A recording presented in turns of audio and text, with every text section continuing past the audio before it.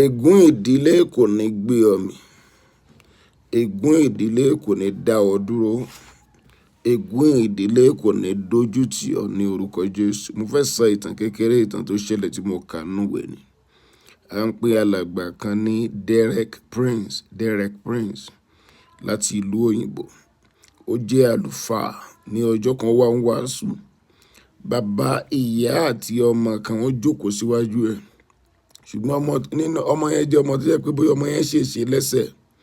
Wọ́n á gbé nǹkan tá a máa ń pè ní POP, plaster of Paris, kíní funfun yẹn. Wọ́n gbé sí ọmọ yẹn lẹ́sẹ̀. Alàgbà yẹn nígbà tó ń wàásù tán, ẹ̀mí Ọlọ́run ní kó ń lọ sọ fún ọmọ yẹn pé ń lọ sọ wà lọ́bẹ̀ lọ́wọ́ bàbá yẹn pé ṣé mo lè gba àdúrà fún yín? Ẹ̀mí Ọlọ́run sọ fún mi pé ẹ wà lábẹ́ ègún. Ó ní alàgbà yẹn ní kó gbàdúrà. Ó lóun ò gbàdúrà púpọ̀, nǹkan gbàdúrà kékeré. Òun dẹ̀ rí ègún yẹn kúrò. Lẹ́yìn yẹn ó bá tún sọ fún wọn, kí ló ṣọmọ yìí lẹ́sẹ̀?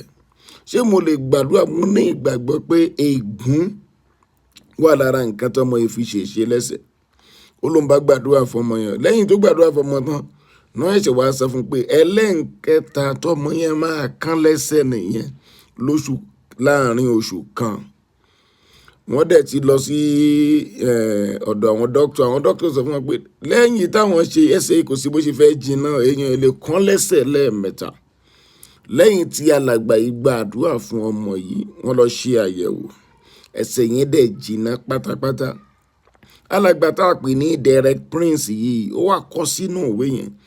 Ó ní àwọn ìkóríta kan nílé ayé tí nǹkan kan bá ń bá àyàn jà.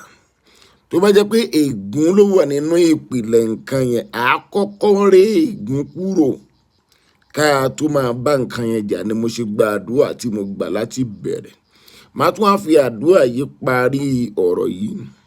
Gbogbo ohun tó yẹ ká mọ̀, ká lè rí ohun tó yẹ ká rí, k'Olúwa kó ṣí ojú wa sí ní orúkọ Jésù.